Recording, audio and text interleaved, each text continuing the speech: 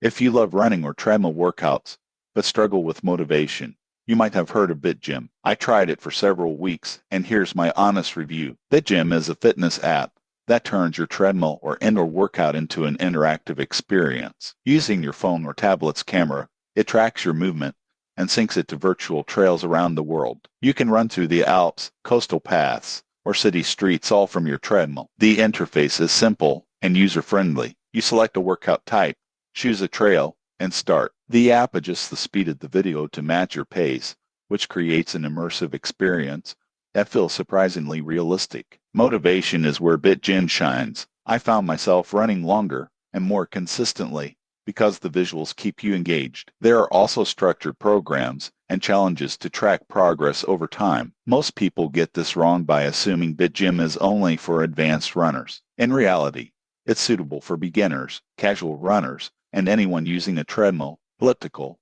or stationary bike. The app automatically adapts to your pace, making it flexible for all fitness levels. The downside, BitGym requires good lighting and a visible camera view to track your movement accurately. Also, some trails and features are locked behind the premium subscription, which costs around $15 per month.